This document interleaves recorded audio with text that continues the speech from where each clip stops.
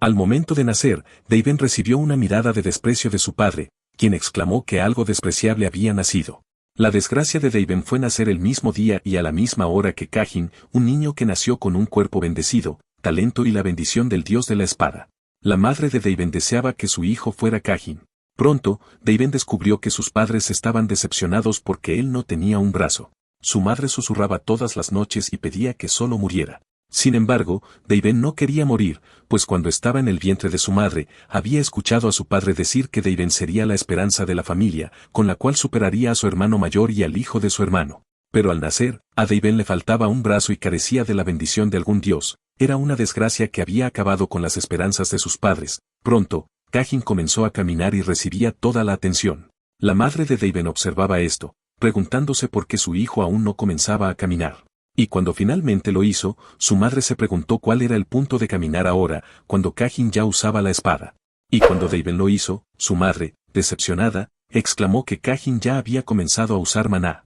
Por las palabras de su madre, rápidamente Cajin se convirtió en objeto de adoración y envidia de Deiben. Cuando tenía 7 años, fue enviado como asistente y amigo para apoyar a su primo Cajin, pero la realidad era que había sido vendido por 300.000 luden. Pronto, todo se salió de control. Cajin lo odiaba y, por esto, Deiben se había convertido en un objeto para descargar la ira de Cajin. Todos le pedían que llorara, pero Deiben tuvo que retener sus lágrimas, no por el dolor, sino porque le resultaba difícil que muchos adultos observaran esto y no hicieran nada. En ese lugar, no había adultos, o por lo menos ninguno que se preocupara por él. El padre de Cajin era reconocido como un hombre increíble, pero después de que Cajin nació, fue por leche y nunca volvió. Justo por eso, no había nadie que pudiera controlar a Cajin, quien había crecido como un verdugo. Incluso en los entrenamientos, no tenía piedad, aunque su oponente perdía. El talento de Cajin lo volvió tirano, muchos esperaban ser su objeto, incluido Deiben, quien estaba celoso de la fuerza y talento de Cajin. Deiben también quería ser fuerte, quería vencer a su primo, sin embargo, su mirada de determinación molestaba a Cajin, y por esto no tuvo piedad y lo apaleó por atreverse a mirarlo así.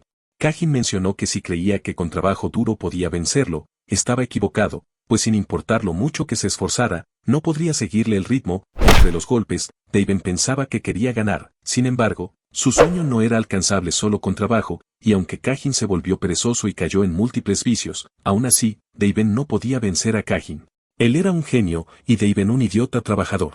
Sin embargo, eso no sería así por siempre. Una de sus muchas peleas llegó, y ahora Deiben estaba preparado. Por fin podía soportar los golpes de su primo, y tras un fuerte ataque de Deiben, Cajin quedó indefenso, no podía ver nada, y cuando pudo ver, se encontró con Deiben. Cajin intentó bloquear el ataque, pero fue incapaz. La multitud estaba sorprendida. Deiben, el sin brazo, había vencido a la espada de la tormenta, Cajin. Hasta ahora, de sus 21 encuentros, Deiben había perdido todos, hasta que a sus 29 años fue capaz de vencer a Cajin. Por supuesto, esto era en encuentros oficiales, porque en duelos no oficiales había perdido miles de veces, y la gente se había burlado de él, pero aún así, finalmente Deiben había ganado. La multitud lo aclamó. Deiben preguntó por cuánto tiempo pensó que sería más fuerte. Irritado, Cajin respondió, he perdido contra un perdedor. Finalmente, Deiben había podido callar todas las palabras de desprecio que había recibido de sus padres y le dijo a Cajin que, de haber sido él, hubiera vivido diferente, pues en lugar de perder el tiempo con mujeres y vicios, hubiera vivido una vida significativa. Deiben se retiró con el pensamiento de victoria, pero inesperadamente fue atravesado por Cajin. Todos se sorprendieron al ver que Cajin lo había apuñalado por la espalda. Orgulloso hasta el final, exclamó Deiben, pensando que no estaba molesto por morir, pues finalmente había vencido a Cajin. Sabía que moriría por el maná que tenía la espada. La única forma de vivir era si apareciera la Santa Rayla. Seguro de su muerte, Deiben exclamó a Cajin que sería recordado como un perdedor, sin embargo Deiben no había muerto, pensaba que estaba en el infierno, y aunque no fuera así, su verdadero sufrimiento había comenzado. Se le reveló que la Santa Rayla estaba en la arena y había sido curado por ella. Deiben no entendía por qué, si había curado todo su cuerpo, se sentía roto, lo único que podía hacer era respirar. El verdugo le preguntó si había firmado un contrato con el diablo, cosa que Deiben no entendió. Aparentemente, todos pensaban que un perdedor como él había derrotado a Cajin con la ayuda del diablo. El verdugo agregó que sus padres habían admitido su culpabilidad, Deiben había sido vendido por sus padres y había sido incriminado, en su casa habían encontrado sacrificios de 300 niños. El verdugo exclamó que Kajin lo había apuñalado por la espalda para proteger el honor de los Amión, aunque había vencido a Kajin. Su propia familia había escogido a Kajin por encima de Daven, y eso no era todo, su maná había sido sellado y cumpliría cadena perpetua, sufriría por la eternidad hasta pudrirse en prisión. Después de eso, los tendones de sus brazos y piernas fueron cortados, y fue llevado a prisión. Algunas veces, Kajin iba a visitarlo solo para burlarse de él y para presumirle sus logros. Había sido nombrado emperador de la espada y había sido alabado por la gente por ser un genio trabajador, y todo eso era gracias a Daven. Pronto, Kajin dejó de venir y la comida disminuyó, lo cual hizo que Daven cayera en enfermedad, mientras deseaba haber muerto en la arena. Finalmente, parecía que iba a morir, y antes de hacerlo, pensó que hubiera pasado si tuviera los dos brazos, o si hubiera sido de la línea directa y quizás con la bendición del dios de la espada. Su familia hubiera sido diferente, quizás hubiera sido amado por su madre. Daven no quería morir, quería vivir, pero todo se hizo oscuro, hasta que una luz apareció y se expandió al mismo tiempo que una voz decía, no creo que vayas a morir. Justo después, Daven despertó, sorprendido al escuchar que alguien lo llamaba por el nombre de Vincent. Sintió que lo sostenían por el brazo derecho, lo que lo hizo pensar que estaba en un sueño, aunque todo se sentía muy real. Frente a él, un adulto de la rama secundaria lo regañaba. Daven no sabía de dónde lo conocía, pero algo lo confundió aún más. Lo habían llamado Vincent, y pronto, extrañas memorias comenzaron a aparecer en su mente. Aún así, consideró que este no era un mal sueño, el aire no se sentía asqueroso como en la prisión y, además, tenía un brazo derecho. Daven pensó que este sueño era un regalo antes de morir. El tipo aplicó maná en su brazo y le preguntó cuánto más lo ignoraría. En respuesta, Daven tomó su brazo y, al imbuir maná en su mano, lo apartó. Sin embargo, no esperaba que el hombre fuera mandado tan lejos. Algo extraño estaba sucediendo. Daven se disculpó y le ofreció su ayuda, pero el hombre lo rechazó. Al levantarse, dijo algo que sorprendió a Daven, solo porque eres de la familia principal. Justo después, agregó que su hijo lo aplastaría y que esta sería la primera vez que la rama le ganaría a la familia principal. Daven lo observó con lástima, pensando que ese sujeto era igual a su padre, que al no poder superar a su hermano, había depositado su sueño en su hijo, lo que resultó en un niño sin cariño. El hombre se retiró mencionando que no olvidaría su falta de respeto y que solo debía esperar a la asamblea de espadas. Tras reflexionar un poco, Daven comenzó a pensar que no estaba en un sueño, y en ese momento, más memorias comenzaron a llegar. Su madre había muerto cuando él nació, y su padre nunca se preocupó por él. Además, fue atormentado por todos sus hermanos e incluso había sido tan cobarde que se había dejado golpear por la más joven, Loa. Vincent era el patito feo que los Adenka habían abandonado para ser depredado por todas las ramas familiares que querían superar a la principal. De repente, se dio cuenta de que Daven, el sin brazo, había reencarnado en el más inútil de los Adenka. Daven no entendía lo que estaba pasando, pero tras encontrar un diario, vio todo tipo de desprecios escritos hacia sí mismo. Algunos mencionaban que prefería morir. Al parecer, la autoestima de Vincent estaba por los suelos, y un dios había escuchado sus plegarias. Daven quería vivir, y Vincent quería morir, así que el que quería morir desapareció y el otro volvió a la vida. ¿Realmente crees esa estupidez?, exclamó una voz que sorprendió a Daven, quien preguntó quién estaba ahí. Pensaba que quizás era un demonio que intentaba intervenir con su reencarnación, pero la voz dijo que él era el dueño de su nuevo cuerpo. ¿Eres Vincent?, preguntó Daven. Un chico apareció mencionando que solía ser Vincent, pero que ahora podía llamarlo Julian. Daven preguntó si acaso no había muerto, y el chico mencionó que había tenido una revelación, algo que Daven recordó que era algo que los dioses le daban a humanos bendecidos. Sorprendido, preguntó si acaso era un dios, y el chico confirmó, mencionando que era un dios menor. Reveló que había llamado a un dios espíritu para que ocupara su cuerpo, pero él se había entrometido, y para volverse un dios completo, era necesario que Daven completara su llamado. Sin embargo, Daven no tenía intenciones de ayudarlo, pues iba a estar muy ocupado con su nuevo cuerpo como para preocuparse por un fantasma.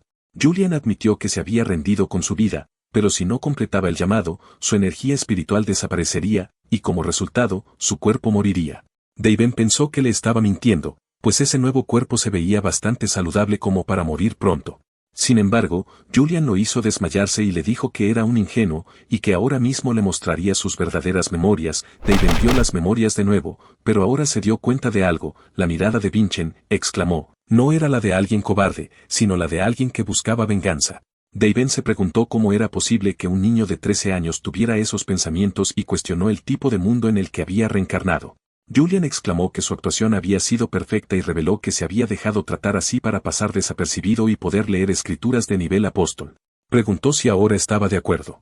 Daven asintió, y Julian preguntó si sabía algo sobre el archidemonio Daven y el rey héroe Cahim. Esto sorprendió a Daven, no sabía de qué demonios hablaba. ¿Por qué lo llamaba archidemonio y a Cahim rey héroe? Julian no tardó en explicar que, 500 años atrás, un espadachín manco escapó de prisión y, haciendo uso de un contrato con el diablo, devoró a más de 10.000 personas para incrementar su fuerza, lo que lo convirtió en un archidemonio. Al escuchar esto, Daven se dio cuenta de que había reencarnado 500 años en el futuro y, aunque no le encontraba sentido, estaba seguro de que había muerto en prisión. Después de que la familia Samión lo abandonara y eligiera a la espada de la tormenta, el espadachín manco murió solo, mientras que la espada de la tormenta se convirtió en el emperador de la espada. La ira brotó en Daven al considerar que habían inventado otra historia para manchar aún más su nombre. Golpeó una mesa y maldijo a la familia Samión. Mientras tanto, Julian decía que Cahim era un amigo que amaba al demonio Daven. Esto último provocó aún más ira en Daven, quien le gritó que dejara de decir tonterías. Desconcertado, Julian preguntó por qué estaba enojado. «Toda esa historia es falsa», exclamó Daven. Julian preguntó si acaso era alguien de esa época. Daven, con ira, confirmó esto, y Julian exclamó que no debía enojarse. Después de todo, la historia era una combinación de relatos contados por los vencedores. Daven se preguntaba qué clase de mundo era este para que un niño de 13 años hablara así, y Julian mencionó que el mundo había cambiado. Con resignación, Daven pidió a Julian que continuara, y él siguió diciendo que el demonio Daven fue derrotado después de que el rey héroe y su amigo, el emperador del sol, unieron fuerzas. Sin embargo, Daven no sabía quién era el emperador del sol, nunca había escuchado hablar de él. Julian exclamó que se trataba de Arslan, el ancestro de la familia Adenka. Al escuchar su nombre, Daven lo reconoció. Era un niño que lo admiraba mucho, pues en algún momento Arslan había sido su discípulo. Tras caer preso, Arslan lo había visitado algunas veces, asegurándole que se encargaría de recuperar su honor, sin importar cuánto tiempo le tomara. Sin embargo, después de decir eso, nunca volvió a visitarlo. Julian mencionó que Arslan era el primer patriarca y que dejó como misión de su vida algo relacionado con el llamado. Daven preguntó cuál era, y con emoción, Julian respondió que era superar a la familia Samión y probar la verdad. Daven comprendió de inmediato que Arslan había dejado la familia Falker y creado la familia Adenka con el único propósito de recuperar su honor. Daven preguntó si, al cumplir su misión, Julian se convertiría en un dios, y este lo confirmó, asegurando que después ese cuerpo sería suyo y podría otorgarle una bendición, agregando que era un buen trato. Sin demora, Daven tomó una espada y, tras desenfundarla, pensó con determinación que heredaría la misión que había dejado atrás. Definitivamente superaría a la familia Samión, superaría a la familia que lo había traicionado, y se convertiría en una Adenka. Poco después, Daven y Julian salieron. Este último le preguntó, «Viejo, ¿a dónde vas?». El hecho de ser llamado viejo enfureció a Daven, y Julian exclamó que, como era alguien de hace 500 años, era un anciano. Por esto, Daven exclamó que se estaba olvidando del llamado, pero después de que Julian lo llamara Daven, este exclamó que así estaba mejor. En ese momento, un sonido de espadas llamó la atención de Daven, quien con emoción se preguntó cuánto habrían mejorado las artes marciales después de 500 años. Encontró divertido preguntarse qué tan fuerte sería ahora la familia Samión, pero esa emoción se desvaneció al sentir una sensación extraña en su cuerpo y se desmayó. Poco después, mientras entrenaba su maná, se dio cuenta de que el cuerpo de Vinchen era tan débil que, si no lo controlaba con maná, caería. En ese momento, algo en el flujo de maná lo sorprendió. Sin perder tiempo, Daven llamó a Julian, quien apareció vestido con pijama, evidentemente desconcertado, y preguntó por qué lo había llamado. Daven, con el ceño fruncido, preguntó por qué no había aprendido esgrima, a lo que Julian respondió con calma que tenía una condición que se lo impedía. Daven, desesperado ante tal revelación, preguntó cómo era posible que, teniendo el exoesqueleto celestial, no hubiera aprendido esgrima. Sin embargo, Julian no tenía ni idea de lo que Daven estaba hablando.